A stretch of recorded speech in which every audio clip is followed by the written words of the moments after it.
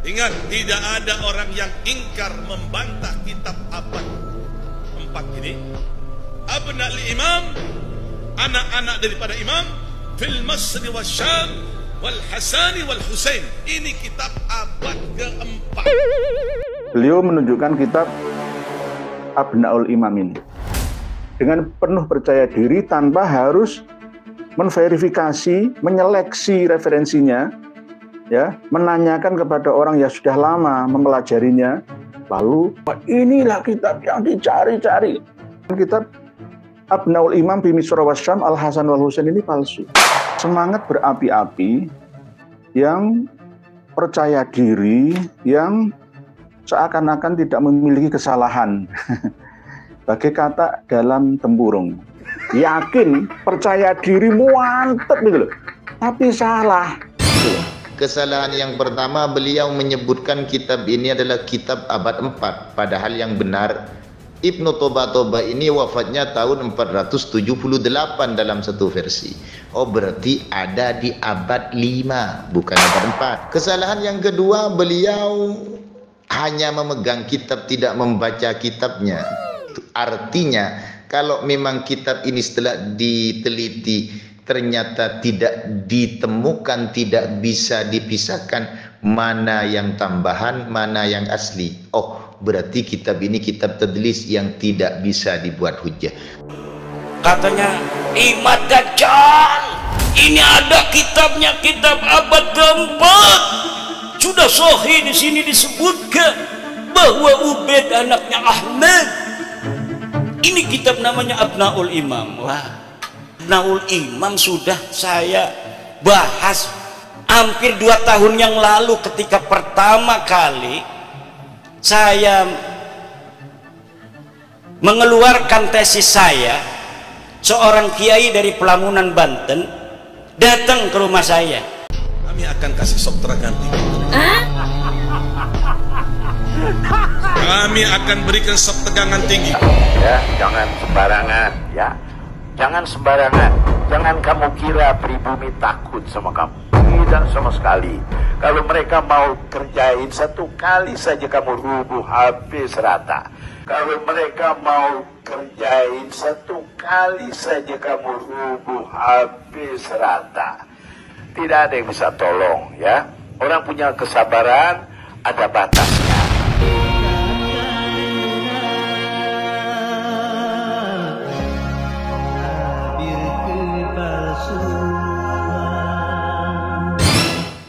Hakul yakin itu karena memang sudah tahu algoritmanya, meneliti seluruh kitab yang berkaitan dengan nasab ini.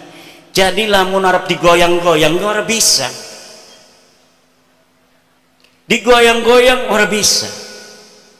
Senajan misalkan, makanya saya ngomong wa in aftal muftun, walaupun orang-orang berfatwa karena suatu hal mensahihkan nasab Alawi, saya tidak terima, kecuali sayanya musyahadah dalil dianya.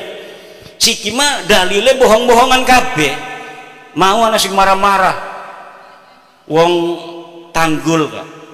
Katanya Imad Dajjal, ini ada kitabnya, kitab abad keempat. Sudah sahih di sini disebutkan bahwa Ubaid anaknya Ahmad. Ini kitab namanya Abna'ul Imam. Wah, Abna'ul Imam sudah saya bahas hampir 2 tahun yang lalu ketika pertama kali saya mengeluarkan tesis saya. Seorang kiai dari Pelamunan, Banten datang ke rumah saya, manggilnya Abah sama saya, kiai dari Pelamunan, sekarang ketua PCNU Kabupaten Serang sekarang, namanya Gus Robi. Abah, ini ada kitabnya ini, karena dia mondoknya di Yaman. Ini ada kitab Abna'ul Imam fi Misra wa Syam. Masya Allah, kata saya tidak ketemu kitab ini, kok Kiai Robi bisa ketemu. Sini saya lihat, saya teliti kitabnya, ternyata kitab ini adalah kitab palsu. Baru dicetak tahun kemarin, tetapi mengatasnamakan tahun 473 atau 37 Hijriah. Ternyata kitabnya itu kitab aslinya 20 lembar, dikarang oleh orang yang ada di tahun 199 Hijriah, hanya menerangkan anaknya Sayyidina Ali dan cucunya Sayyidina Ali, Abnaul Imam fi Misra wa Syam Al-Hasan wal Husain.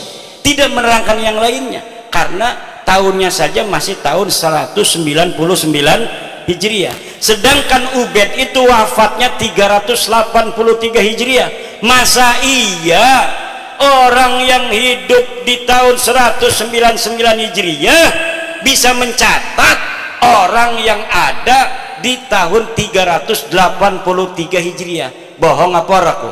Bohong. Lah iki jebari marah-marah bahwa kitabnya sudah ditemukan, ini kitab abad keempat ya, 473 kan kudunya abad kelima. Wis ngomongnya salah, isinya salah. Kalau misalnya kitab itu benar, itu sing cerdas-cerdas kan sing ngebela kayak Rumel Abbas, kayak Idrus Romli, itu dulu yang akan dipakai untuk menjawab saya. Profesor Said Agil Al-Munawwar pasti akan membawa dalil itu kepada saya. Tetapi kenapa mereka tidak membawa? Karena mereka pun tahu itu kitab palsu, dan kepalsuan itu diakui di mukaddimahnya ada.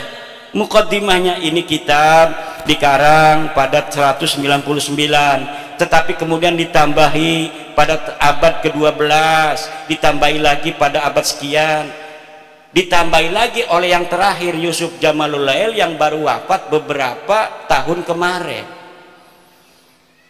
Lah iku kitab Murtado Az-Zabidi yang katanya adalah menetapkan dan mengisbat Ba'alwi, itu kitabnya juga palsu. Kitab palsunya dari mana sih? Kiai tahu aja kalau palsu. Karena percetakan itu biasa dicetak itu menggunakan jasa peneliti. Misalnya nih ada manuskrip ditemukan di Rumbia, manuskrip ini atas nama Pangeran Diponegoro, panggil dari UI, filolog suruh nyetak. Tetapi peneliti tidak akan bohong, dia akan cerita manuskrip ini memang dikatakan tulisan Pangeran Diponegoro, tetapi dilihat dari kertasnya tidak memungkinkan dia berada pada masa Pangeran Diponegoro. Kertasnya ini dicetak atau diproduksi pada tahun 1950, sedang di Panganogoro tahun 1825. Dari jenis tulisan yang ditulis pun tidak mencerminkan tulisan yang dipakai pada tahun 1825. Ini adalah tulisan abad ke-20. Itu tahu, dan dia ngomong bahwa menulisnya ketika di Lampung. Pangeran Diponegoro katanya menulis kitab ini di Lampung, sedangkan tidak ada pernah berita diketahui Pangeran Diponegoro pernah ke Lampung. Iki sebenarnya Pangeran Diponegoro siapa? Tapi karena misalnya Provinsi Lampung ini ketua PCNU-nya ingin dicetak aja sesuai dengan tulisannya itu karya Pangeran Diponegoro. Begitu yang terjadi dengan kitab Ar-Raudul Jali karangan Syekh Murtado Az-Zabidi. Coba beli kitab Ar-Raudul Jali karangan Syekh Murtado Az-Zabidi, cetakan Yaman Darul Fatah. Itu dari mukaddimahnya sudah jelas bahwa manuskrip ini tidak ditemukan sebelum keluar, dicatat, disalin oleh Hasan Muhammad Qasim. Ini orang abad 50 tahun yang lalu, dia baru meninggal 50 tahun yang lalu. Katanya dia menyalin dari tulisan seorang yang bernama Abdul Mu'ti Al-Wafai yang berada di Khazanah Al-Wafaiyah Mesir. Tetapi sekarang manuskrip yang ada di Wafaiyah Mesirnya sudah hilang. premen dia bisa nyatet barang kasih catat bisa hilang iku. Kenapa begitu? Itu bukti bahwa sebenarnya manuskrip itu tidak ada sama sekali. Karena beberapa klaim mereka punya manuskrip di dalam sebuah kitab yang namanya Uqudul Almas karya Alwi bin Thahir, setelah saya konfirmasi di kitabnya bohong.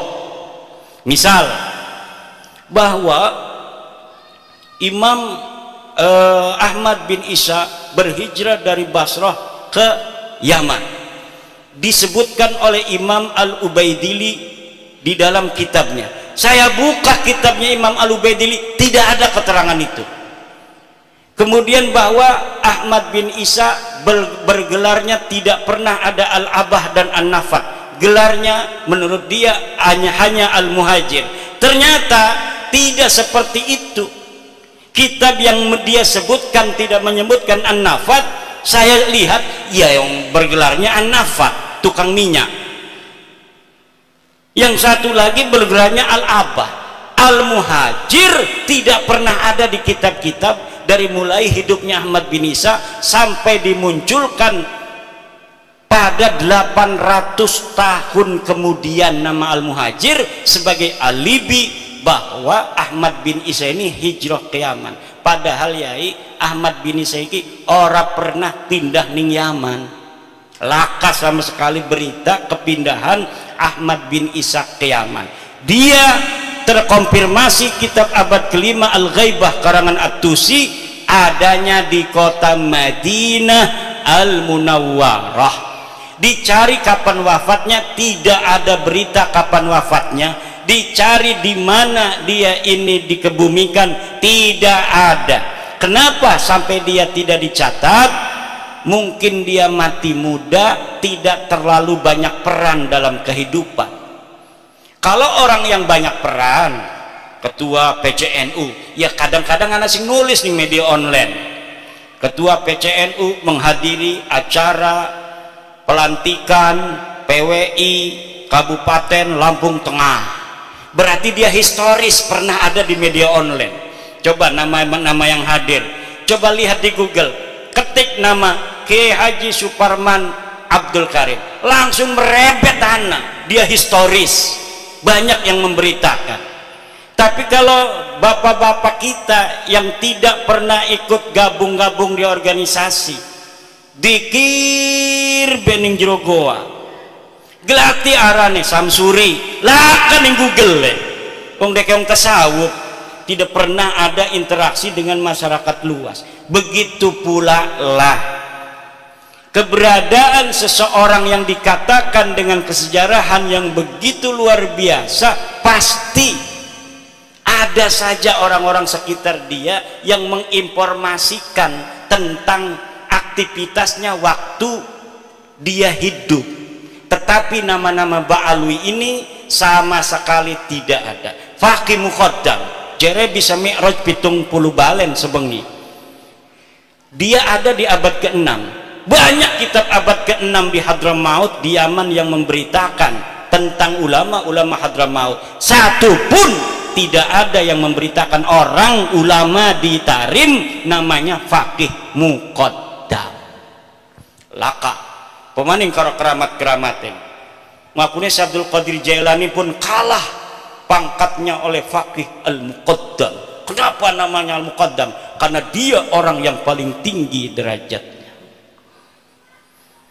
Ternyata ketika dicari di dalam sejarah masa lalu, tidak ada. Sejarah itu yang perlu dokumen, bapak-bapak. Nggak usah marah-marah, wis dokumen. Dokumennya mana?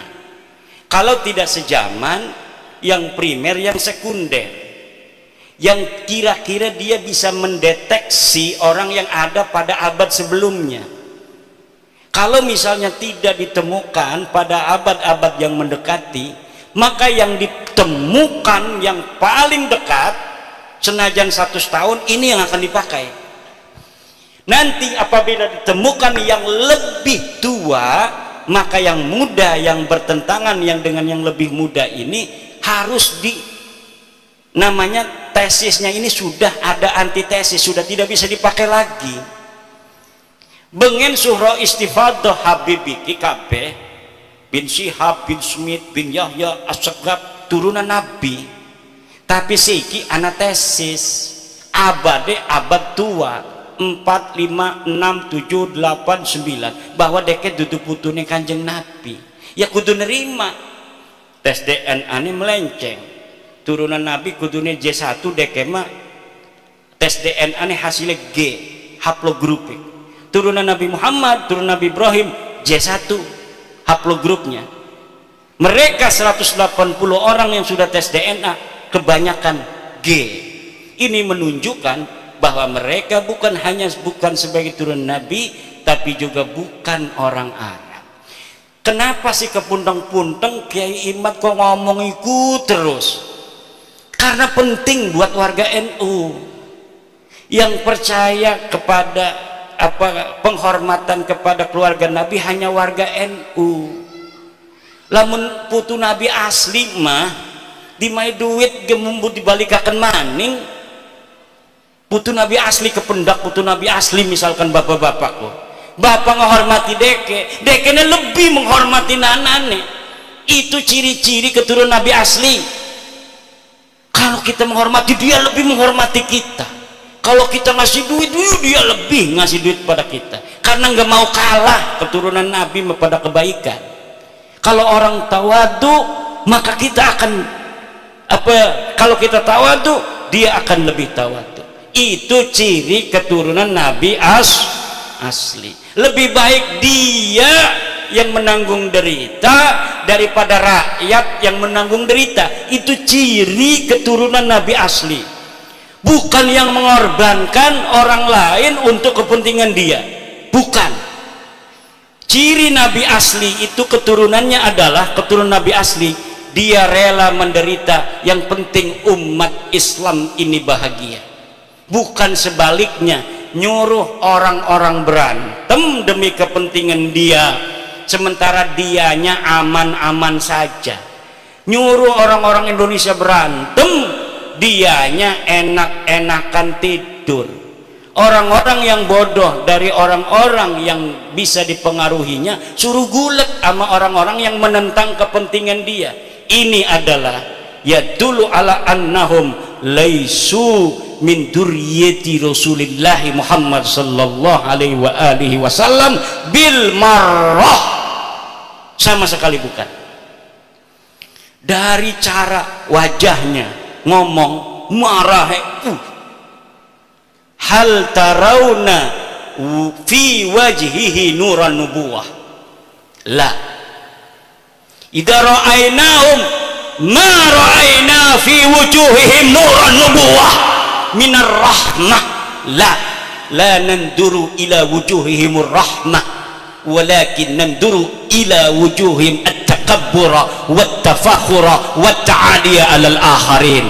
Na'udzubillah summa na'udzubillah min dzalik. Ikilah ibu-ibu, bapak-bapak, kepuntang-puntang saya kadang-kadang suka capek juga.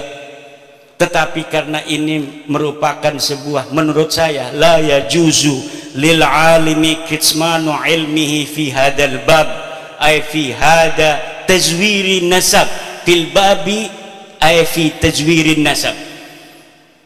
Kenapa? Wajib hukumnya memberitahu kepada orang apabila ada orang yang mentajwir daripada nasabnya kepada baginda Nabi besar Muhammad SAW.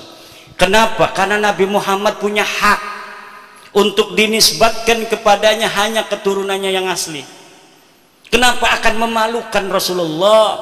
Orang-orang yang secara genetik bukan darahnya Rasulullah, kemudian dia mengaku turun Rasulullah. Satu generasi, dua generasi mungkin bisa menjaga akhlak, tapi lama-lama dasar genetik dudu Nabi me ya sejen bae akhlake. Senajan dipaksa-paksa supaya pada karo akhlake Nabi, suwe-suwe mengongana dudu turunan Nabi juga tiga. Bukan turun Nabi susah, Tapi walaupun tidak ada orang mengenal seseorang sebagai keturunan baginda Nabi, kadang-kadang dianya sendiri tidak tahu bahwa dia keturunan Nabi, akhlaknya, hatinya, cintanya kepada umat tidak bisa disembunyikan dari ruhani, dari sukma, dari jiwanya. Kenapa? Di dalam dirinya mengalir nutfah nubuwah, kata ketum PBNU. Ada nutfah nubuwah walaupun dia tidak tahu. Ada nutfah nubuwah walaupun dia tidak tahu silsilah. Dan bangsa Indonesia ini diyakini oleh Ketua Umum PBNU, kebanyakan dari bangsa Indonesia yang muslim ini mempunyai nutfah nubuwah kepada Nabi besar Muhammad sallallahu alaihi wa alihi wasallam.